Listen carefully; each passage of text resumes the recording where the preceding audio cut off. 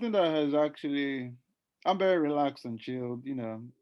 I like to just see things as they are. But there's one thing I've never come to understand, and I need you to probably, hopefully, explain this to me.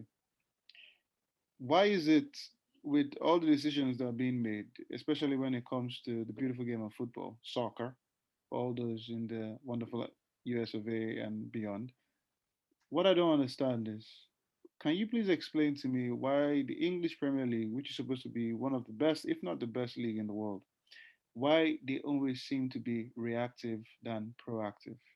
The reason I ask this is simple. I'm going to start from VAR. VAR, when it started, in other countries, the ref was allowed to go up to the screen when the decision had to be furthered on the VAR. With England, it took them over a year before they could do that here. And even with that, the decisions that are being made, for example, Mike Dean's decision against Thomas Sushek at the weekend, Mm, was just appalling.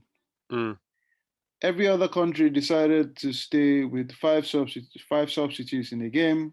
mm-hmm. In England, they felt no, we had to, yeah, they voted, they didn't vote, they didn't this, they did that, they didn't do that. I don't get it. And for some reason, when it comes to decisions and VR and all the disputes that comes out from it, every other country seems to be far ahead of that situation compared to England. Why are they always playing reactive?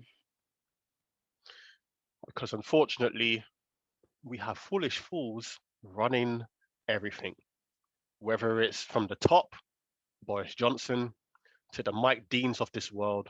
Unfortunately, we have foolish fools. You don't even just have to talk about football. You can talk about the COVID situation. Very, very reactive, not proactive. It's just the way it is. Okay. There's a reason, for example, the likes of Australia and what have you have minimal numbers compared to the UK who were mocking it. And, it's just the code, it's going to go. We saw the likes of Boris Johnson going into the hospital, shaking everyone's hand, no mask and what have you. What was he? If I correct me if I'm wrong. I'm sure the guy's had it twice. No, he had it once, but he was around somebody that had it for the second time, so he had to isolate regardless. Okay, fair enough. The second thing in regards to VAR and what have you, stubbornness. It comes down to stubbornness, okay, in regards to the UK.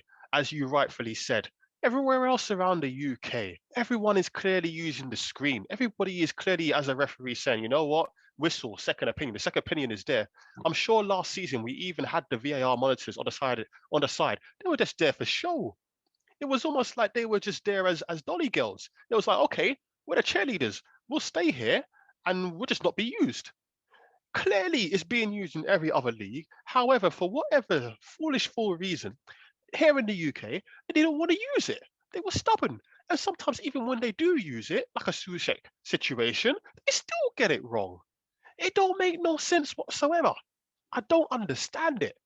And also, in regards to the five replacements, the five substitutions, they've tried to, have you not noticed? They've tried to sneak the five substitutions in since last game week, okay, in the UK. So what they've actually done, they've still got the three substitutions, haven't they? But they've implemented the two concussion substitutions. So that makes the five, okay? So in regards to that, that's complicated things even more. Now, if someone, I don't want to say fake because hopefully no one fakes concussions, but if there's a possibility of a fault, then of course they can go to that and use that substitution. But that's made it even more complicated because it now means the opposition don't have to have a concussion. They get an extra substitution. So they can have four or five as well. So they don't necessarily want to agree or do what the rest of the world wants to do. They always want to be the shepherd, but they need to realize they're not good at it. Well, the thing, the you would hope that with other situations that happen around the world, that it'll be easier, considering the fact that you're looked at as one of the best leagues. It'll actually be easier for you to lead the way than to spend time playing reactive based on different situations occurring. I just don't understand what the delay is in making decisions. What's the delay in making changing rules? Why things have to be different when it is so obvious that how I mean, at the start of the season, it was the handball situation. Mm-mm. It was obvious that the rule or whatever rule that you were trying to implement wasn't working. Yep. They had to wait for a couple of weeks for it to change because who makes these decisions? Why, why, why, why must we go through the road of somebody complaining and somebody going, "Oh, this is not working," before you decide, you know what, you need to change this? I don't understand it. Why always play reactive? I mean, I think to me, it actually shows the level of how good the football is, considering the fact that with all the crap that comes outside the football still actually stays good. But I don't understand. It would be easier and better if you could actually be proactive than reactive. I don't get it. It's the same thing with reference situations. Um, Same thing with when after COVID, Germany pretty much showed the world and other countries, okay, we can actually make this happen. Then the UK followed. And then, I mean, for you to be one of the top leagues in the world, you would think that, proactive is the way forward. So I'm trying to understand why do more of a reactive situation. You're using way too much logic. Too much logic you are using. And unfortunately, the UK don't use logic. It's not going to change anytime soon. Well, let's hope it does. Let's hope it does. You can't keep having reactive situations. Well, it's all good. Let's hope maybe somebody react to this video, one of them, and They will to your foolishness that comes out of your mouth. no, no, no. But you're all right for now.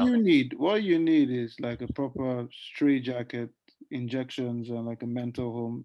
Sometimes the way you think is just. I think you need to add to that you need like a big massive slap from like a strong guy that will just clear your brain. I have the haddock ready for you, good sir. Martins.